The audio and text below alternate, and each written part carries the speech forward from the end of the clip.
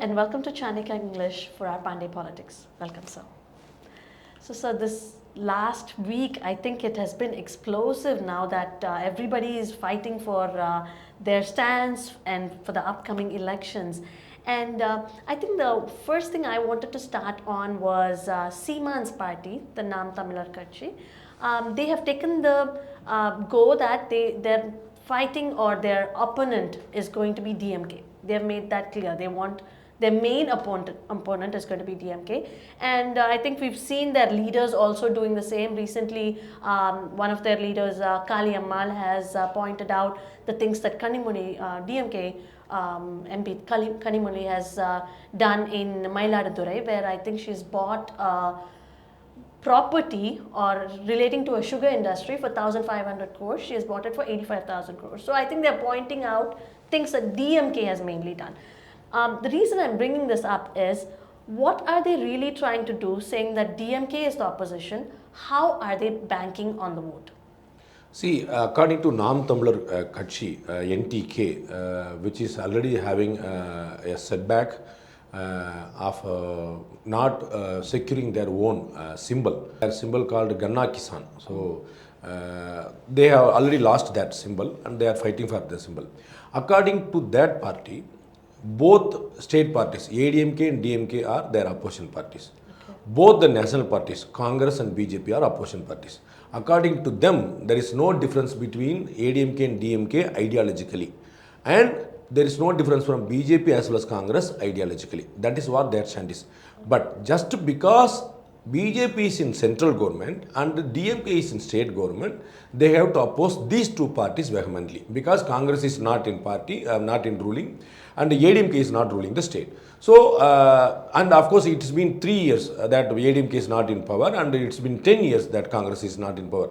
So even now you cannot blame the Congress, and of course they will oppose the Congress as well as ADMK. But now if you want to blame and oppose, you have to oppose the government that they are not doing as much we are expecting. So they are opposing the DMK and BJP 1 point, again, one more point, that's it. So you can see that's a 51 and 49. According to them, both are, all the four parties are equal. All the four parties are their the opposition parties, because that is what their USP is. They want to be unique and they don't want to tie an ally with anybody. They are facing fourth election consecutively with no alliance with nobody. They are facing alone. And past 3 elections, in 2016 assembly and 2019 parliament and 2021 assembly, all 3 elections they are doubling their vote share, 1.5, 3.5, 7, like that. So they are doubling their vote, and that's been their USP, that we will not ally with anybody. We are for Tamil and we are for Tamil Nadu. So that's their USP, which is working to some extent. Now it's been a Lok Sabha election, and NTK is not having that much say. And now already it's been a tri-corner contest in Tamil Nadu, BJP alliance, ADMK alliance, DMK alliance. So fourth one cannot be there. So they are losing that battle in that way also, and they lost their symbol also. So this election might be a toughest election for them.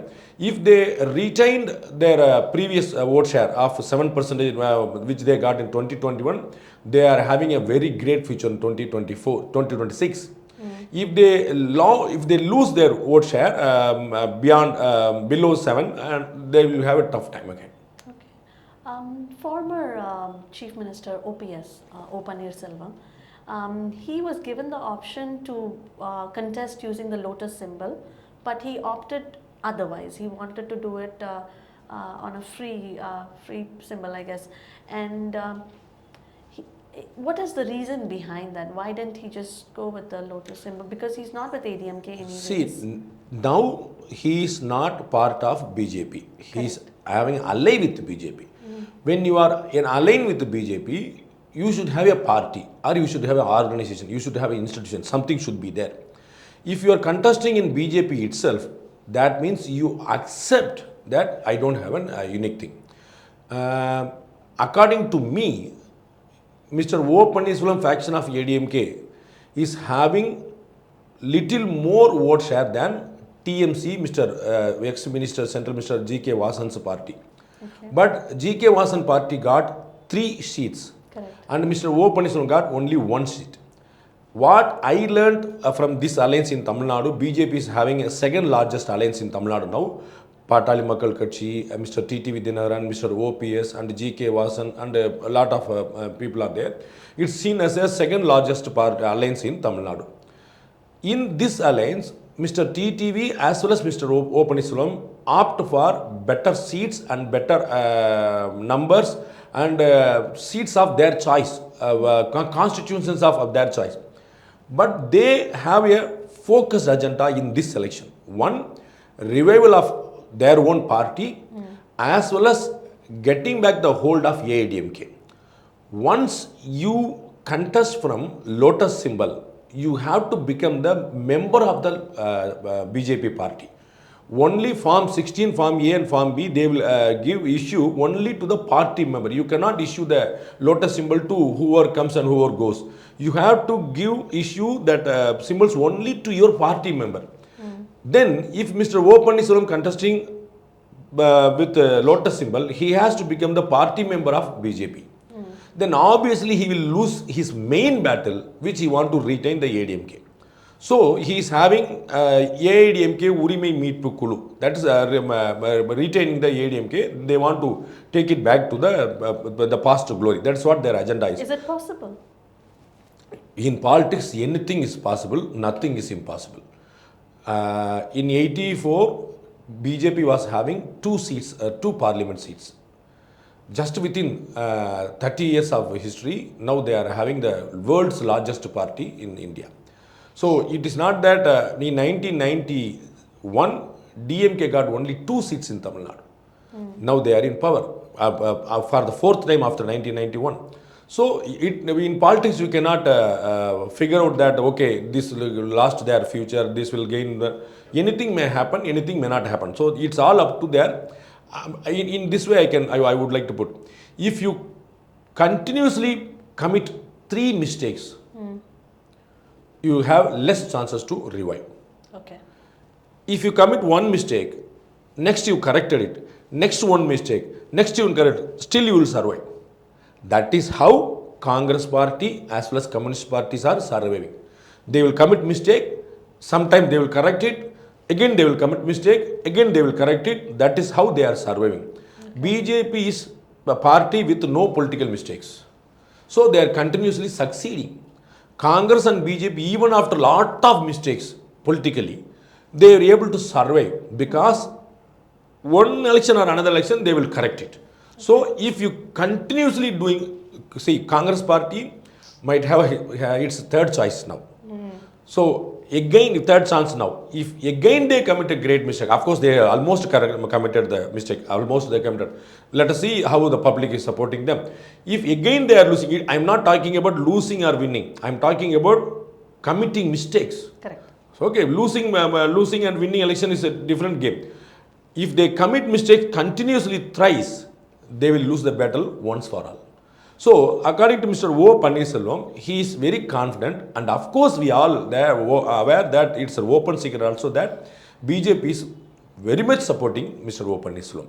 And it was BJP was betrayed by Mr. Edappadi Palanichami, who is the General Secretary of AIDMK. So obviously their support will be there. BJP support is there means central government support is there. Central government support is there means election commission also might have influenced because of that. So he is very confident that he will get his share. Let us wait for the good thing. And only then, because of that, Mr. O. Pannirselvam is contesting in Ramnad in a independent symbol. So to retain his, and of course he is a very popular leader, and constituency and symbol will not make a huge difference according to those type of leaders. So if you are running a new party, if you are a younger leader and you want to launch your party, man, that will be a challenge. But well-known personalities, top leaders like O. Pannirselvam can contest anywhere in Tamil Nadu and contest in any symbol. They can have their own share. Okay. Few weeks back, the opposition tried to attack the Prime Minister based on his parivar, that he was lacking, he does not have a parivar. How is he capable of handling the nation? And just recently, we had our China rocket DMK minister Anita Radhakrishnan, saying something in the terms of he was using very abusive language to, and it was attacking him with his mother as well. So, what is the opposition really trying to do with this kind of an approach, right? I mean, are they lost for words, or is this their strategy really? Two part in this question. One, whether Mr. Modi, Prime Minister, is having a parivar or not. It is very surprising that many people like Mr. Lalu Prasad Yadav thinking that only wife and children are parivar. Yes. I'm surprised whether the brothers are not parivar, or mother is not part of parivar, and North India is more of that joint family system, you know. Yes. And of course, even Mr. Lalu Prasad is having a huge parivar, and he will call only his wife and his children as parivar, and not his brothers and siblings and mother, father. They will not be the part of their parivar. It's very surprising. Even now, Mr. Modi is having with enjoying his brothers and family, and till very recent he was having his mother also, and he was having a very great family, and of course he was not having a married life. So just because he is not having a married life, then you don't know anything about the great saint Vivekananda was also not having parivar. So that doesn't mean that Vivekananda ji will not be aware of anything else. Mamta Banerjee, their own alliance. She is not having parivar, she is not having a married life. Does it mean that she knows nothing about parivar and family? So this is very silly politics which they are trying to make it on. Talking about parivar and no parivar, so he will not having any idea about that. So if you want to create a law against a crime, should you be a criminal? Only when you be a criminal, then only you can understand the velocity of the crime. Only then you can create a law. Completely irrelevant things are there. Second thing, DMK Minister Mr. Anita Radhakrishnan used a very abusive word, as you rightly pointed out, including Mr. Modi ji as well as his mother. So this shows that opposition parties lagging of any complaint and scam or accusation against the BJP ruling party. Even Mr. Modi is in power for last 22 years. He was in power as Chief Minister 12 years in Gujarat and 10 years in Delhi. No party were able to even accuse. Whether you are able to prove it or not in front of the court of law, that's a separate case. You were unable to even accuse. So these opposition parties are completely desperate to damage Modi. Mr. Rahul Gandhi, wherever he go, whether it's Yatra or anything else, he always used to show that he is saying that we have to remove Modi. And Mr. Mallikarjuna Kharge said we have to throw Modi. Okay, I am also okay. Well, let us throw Modi. But they don't have why. They don't have an answer for why. Why you want to throw Modi? No answer. Just we don't want to have him as Prime Minister, and we want our own person as a Prime Minister. We want to throw him away. So that might be your own party's agenda, but why a common man, an Indian citizen, should vote against BJP? That should be a valid reason. Any scams, any misinterpretations, any bad image internationally, or any miscalculation, financial position, economy, in any parameter. Of course, in railways, in and highways, India is doing amazingly, phenomenally and record-breaking things, and water connections and electricity to nook and corner, and connecting mainstream northeast with mainstream India. All this have never happened in the last 65 years. Only in the last 10 years from 2014, it's all happening. No one can challenge and no one can deny this. It's all very, very, very fact. And people were not having pure drinking water in their home. Now they are having their pipe connection on their home. And even though we were having schemes like Indra Awas Yojana, building own houses from Indira Gandhi period, only now it's been in the larger manner everywhere. Even in Tamil Nadu, lakhs and lakhs of people benefited from the Prime Minister Awas Yojana. So these type of Labharthi in North India, they used to call it beneficiaries. It's like huge. And the leader Narendra Modi became a tallest leader of the world, and the party is very, very strongest ever in the history of whole India, the BJP. So they are not Congress and all the other opposition parties. They are not having a strongest party. They are not having a stronger leader. They are not having any ideology, and they don't have anything to blame on the ruling party even after the 10 years of ruling. So they are going personally and they are abusing, and that shows that they are very, very desperate. Okay.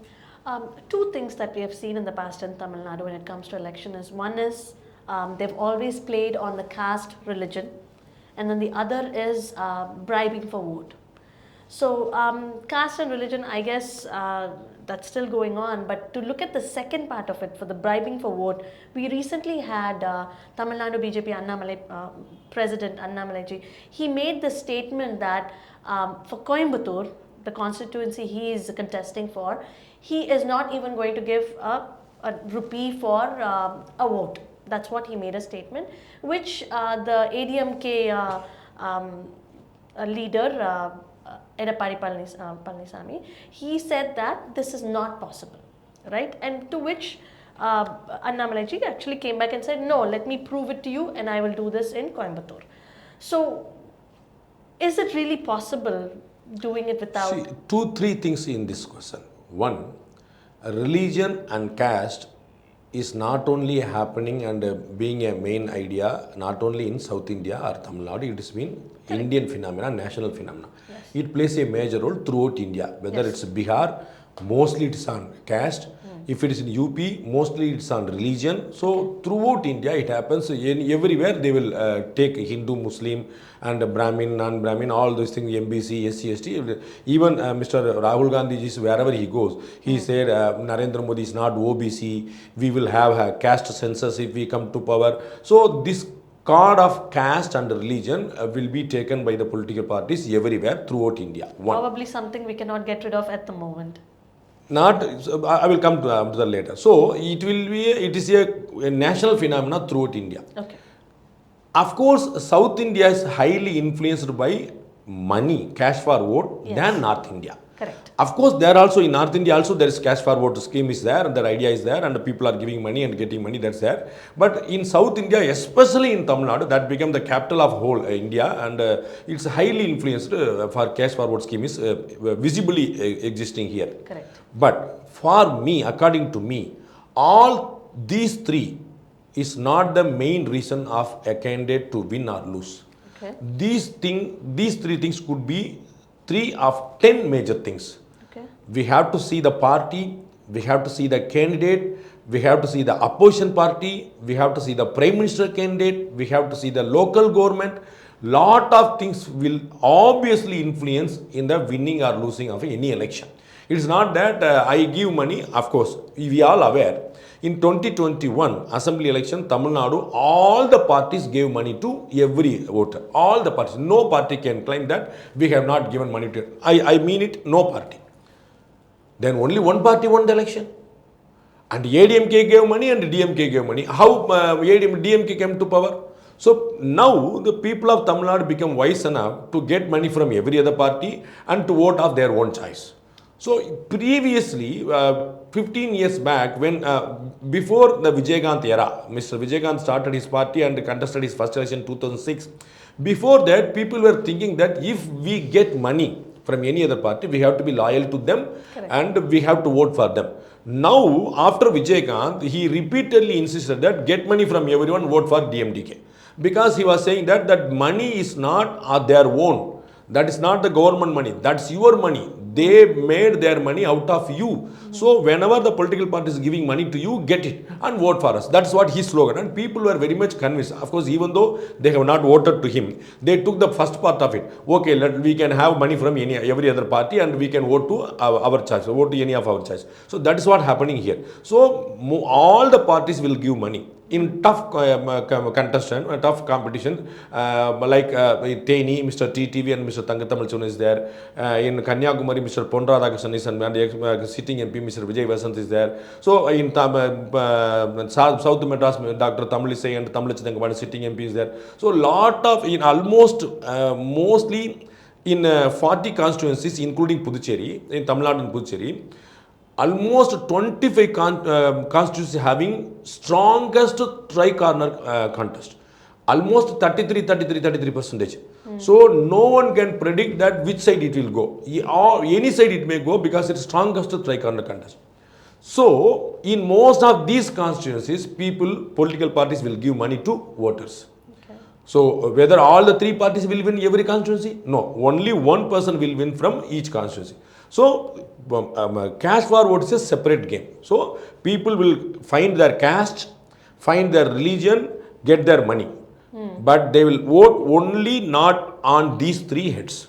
Okay. They will have lot more. They are having lot more things to consider, and they will vote on their these parameters only. Okay. The second part, giving cash money to their cadres is entirely different from giving money to voters. Correct. Every other party, 100% every other party will give money to their cadres for survival, because throughout the day they have to be there, they have to have food, they have to have drinks, they have to take rest, they have to take vehicle, they have to travel throughout the day, they have to fuel the vehicle, and everything is so. Correct. At least per day 500 rupees to 1000 rupees per head of their cadres, they have to feed every other party, whether it's a BJP or ADMK Yes. or DMK or even Nam Tamil party, any other party, they have to feed their cadres. Yes. That is entirely different game. Yes. Cash for vote is entirely different. Now, the miscalculation happened between these grey areas. Mr. Annamalai said, I will not spend even a single penny for my election. Correct. That was misunderstood by Mr. EPS, that how you can contest election without spending money. So there the misunderstanding happened. Giving money to their own party cadres will not come under a scam. Correct. If they give money to voters, that's obviously scam and a crime according to People's Representative Act. So this is where the misconception happens, and most of the constituencies, people will give, all the three main alliance will give money to voters, which we are all aware. Okay. There is another rumor that is going around where they're saying that just like how Ponmudi was able to get his conviction stayed, maybe Sendil Balaji could also be able to come out or get released based on the same, I don't know what that concept is, but the idea is he can also get released with the same methodology that Ponmudi used, which I don't know what the methodology is, but with Sendil Balaji being released, I think he is the hope or the money power behind getting in Kongu Nadu. I think his money power is what will help Kongu Nadu bid for DMK. Is there any basis for? Legally, Mr. Ponmudi's case and Mr. Sendil Balaji case is entirely different. Correct. Mr. Ponmudi was convicted by High Court of Madras, and the conviction was stayed by Supreme Court of India. So when the conviction is stayed, legally they say that there is no conviction, means there is no crime. No. Okay. The crime happened, and that was proven in the High Court of Chennai, but the execution of conviction is stayed. Okay. So, as similar to the case of Mr. Rahul Gandhi, who criticized the community Modi and was convicted by Gujarat court, his conviction was stayed by Supreme Court of India. His conviction was stayed. Whether he committed the crime or not, whether that crime was proven or not, that is a separate case, that which was already proven in the High Court.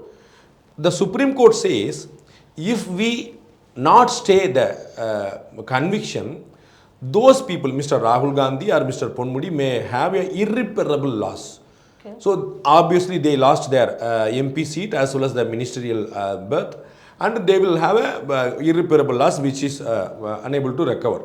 So that giving the basic thing to those people, they stayed the order. Rahul Gandhi's case also stayed, not given clean sheet or green signal. Mr. Ponmudi's case also given the stay only, not given any green signal. The Supreme Court has not acquitted him. Okay. The Supreme Court not said that he is of no crime. So they said that we are staying the conviction of High Court of Madras, which may create irreparable loss too. Further, we inquire the case in detail. That's what happened. In the case of Mr. Sendil Balaji, he was arrested by Enforcement Department, ED. And he was not removed from ministerial birth, from the cabinet. He voluntarily resigned. Okay. Because every time, of course, even while he was in prison, he was as a minister. For a long time, more than 3 to 6 months, he was as a minister. As a minister, he was in prison, right? Repeatedly, the ED had the argument that still he is a minister, so he can influence the case. So if we release him out of prison, he will influence the case and do all malpractice and will try to corrupt all the witnesses and the documents and all. So that they were putting that argument against him that he is being a minister. So their lawyers advised him, their legal advised him that till you be minister, they will have the point again and again. If you resign from that, they will not have their point. Only by resigning from ministerial birth, we can counter that argument. Otherwise, there is no way. Only for that, he resigned. Okay. Neither the Chief Minister of Tamil Nadu asked him to resign, nor there was any compulsion. Even Mr. R.N. Ravi, the governor of Tamil Nadu, suggested the Chief Minister to remove him from the birth, but he didn't. So he was enjoying the ministry even in prison. So these two cases are entirely different. Only when he is out of the prison, and then he will have the right to become minister, because he is an MLA even now. His MLA seat is not removed. So he is MLA. If he comes out of the prison, he will not have any block to stop him. He will be he is an MLA, so he can become a minister. As I told, even while he was in prison, he was a minister. So Mr. R.N. Ravi, Mr. Governor, will not have any option other than to make him a minister. So these two cases are entirely different. He was convicted. Obviously, his ministerial will go away. He need not to resign. Ponmudi has not resigned from ministerial. His ministerial post was removed, because that is the law. As it was removed in the case of Rahul Gandhi, as it was removed in the case of Selvi Jayalalitha. While she was chief minister, she was convicted in the Bangalore court, special court. So immediately after the conviction, she was not resigned. Automatically her chief minister seat goes away, because in the case of scam and malpractices, whatever the conviction months are, whether it's 24 months or 2 months, if the case is of conviction of a scam, obviously the minister or the MLA will lose his seat. So only in other cases like a rape or murder or any other heinous crime, that punishment has to be more than 24 months. So if Senthil Balaji was released, does he have a possibility to do anything for Kongunadu? That's completely it's a discretion of Chief Minister Mr. Stalin, whether to give him berth in cabinet or not. But I don't see, we have only 25 days more to polling in Tamil Nadu. So I don't see any miracle will happen within these 25 days. He will come back and he will become a minister, and he will go back to Kongunadu, and people will celebrate his arrival, and people will vote for him. And I don't see all these magics will happen within these 25 days. Okay. Lastly, let's briefly talk about Kejriwal's case, right? I mean, so he's right now arrested, he's in jail, but he's still doing his CM duties. He's still working, or the CM of Delhi, in spite of being arrested. Where is this going to? I mean, is this correct, or should there be like a stop saying that no, he should resign, or is it okay to continue the way it is? Again, 2-3 things are there in this case. One, he is not convicted. Okay. Just because some agency is arresting one person and he has to get out of all these things, means that will not happen. Because now we are all aware that in politics, the political vendetta happens every other side. So if you become a ruling party today and tomorrow you will arrest the opposition party leader, and he has to resign from the LOB. This is not going to happen. And according to me, the arrest of Jharkhand Chief Minister Mr. Hemant Soren, as well as the Delhi Chief Minister Arvind Kejriwal, is wrongly timed according to me personally. Charges are there, which is a long pending one, not a new one, not generated by ED just before the election. These are all old cases, very well known cases, and already many other people are in prison with the same case. Everything fine. But being a popular leaders as well as opposition party leaders and being in the constitutional post, arresting them just months before the election will not see in the right way as they see. You may say that, of course, we don't have any influence on the investigating agency. They are completely free and independent. People will not accept. Common man knows everything, how it works here, other things. So, the time, even immediately after that polling, if they are arrested, there will not be anything else. So now, few people say, and from the opposition party, that this is a political vendetta. The government want to stop all these strong leaders from opposition party and put them and wants to put them behind the bars. By this thing, they want to win the election. So even after, of course, anyhow we all know that anyhow after the election, BJP is going to win the election without any doubt. Even then, the opposition party will say that you got the victory only through these things. You put all our top leaders in prison and you say that we won. This is a foul game, they may claim. So, according to me, the timing was a wrong one. They could have waited for 2 more months till June 4th. Even at least after the last polling date, at least, so that they will have a free say of campaign and everything, though it not there. Second thing, he is not convicted. So, there is no legal mandate to resign. In Ponmudi's case, in Jayalalitha's case, in Rahul Gandhi case, all these 3 people were convicted by the court. So, obviously their posts were removed. So, there was no need of even resign. Their post is all removed. In Kejriwal's case, he is not convicted. He is just arrested. So, there is no legal binding, legal mandate in this case. The third interesting aspect is Mr. Anna Hazare and Mr. Hegde, the chairperson of Karnataka Lok Ayukta, and Mr. Pannoon, the strong leader of Khalistan. All these 3 leaders and personalities are blaming Mr. Kejriwal. If the blame comes from BJP, we can see that, okay, it is a political ideology difference and they are blaming, which is obvious one. Anna Hazare was mentor of Mr. Kejriwal, and he says he committed mistake in the alcohol policy scheme. We were against the alcohol and we were against the selling of alcohol 100%. And you being in the chair and becoming the chief minister, you are selling it and you are making new policies and which is supporting to increase the sale, and by then you committed the mistake. This is a statement of Mr. Anna Hazare. And Mr. Hegde, the strongest leader and a part of all this anti-corruption campaign in last regime, and chairperson of Lok Ayukta Karnataka. He was ex-chairperson. He was saying, he is making very interesting point that I don't see these type of cases are 100% political vendettas. Without some prima facie, you cannot make a case in this large perspective. So I am convinced that there is something grey with all these gentlemen.